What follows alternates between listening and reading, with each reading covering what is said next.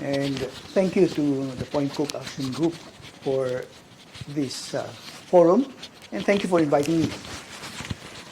Firstly, I wish to acknowledge the peoples of the Kulin Nation as the traditional owners of the land on which Windham is being built. I pay my respects to their elders, past, present, and emerging, and extend that respect to those Aboriginal people from that nation here present with us here tonight, this afternoon.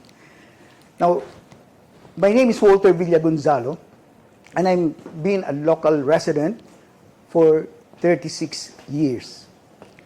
When I came to Windham, population was 55,000. That's a lot more now. There's a lot more.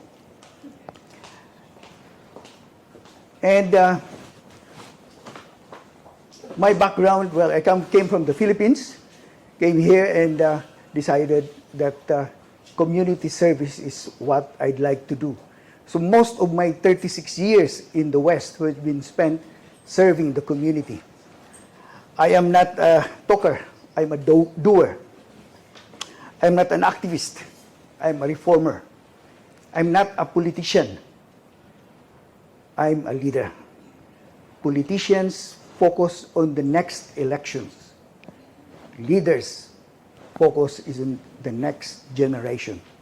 And that's what I've been doing.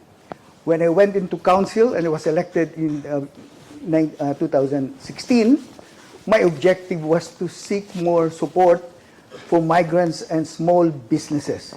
I was not just talking about it, I did something about it. I established the social enterprise, the Migrant Hub, and a lot of people who have been here a long time know about the Migrant Hub. We had a community cafe in Werribee, then we moved to Mamburin, and then in Sinot Street. We provided accommodation to 1,000 asylum seekers. No funding from government. We were a social enterprise, so we contracted Red Cross. We had a contract with the Red Cross to provide short-term accommodation for asylum seekers. We talk about the environment, and again, not just talking about it. We're establishing in Point Cook a community-owned tree nursery. It's a cooperative. It's open to everybody. So we're not just talking about planting trees. We're growing from seeds to seedlings, seedlings to advanced trees, and we aim to plant them also here in Windham and the West where they are needed most. So my motivation is to do something for the next generation. My priorities would be the same as what council has been doing and what the community has been advocating for. I was a councillor and deputy mayor of Windham, and I know how hard council works to address issues raised by the community.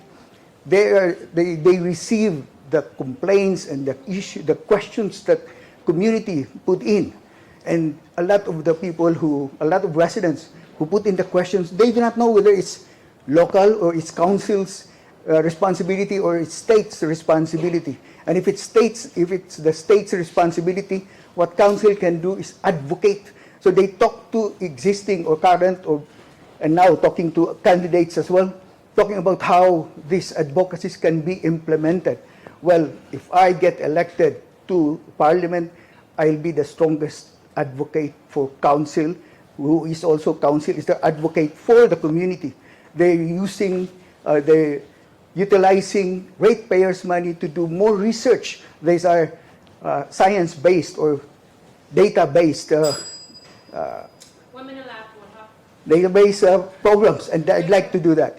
So East Werribee Precinct is what I'm advocating for, that we have to establish that as an employment area. So not housing. So also what I'm advocating for is local jobs for local residents. So more small businesses to be encouraged and supported. So again, I was not just talking about that. I started the innovation hub here, growing the innovation and entrepreneurship sector in this area. So we have the Spark now, we have Innovation Festival, we have pitch competitions. I was advocating for that and did something about it when I came to council and got the other councillors' support to have that implemented. So I have a local resident, I go to the same shops. I drive on the same roads. And so, election time, remember, vote local, vote independent.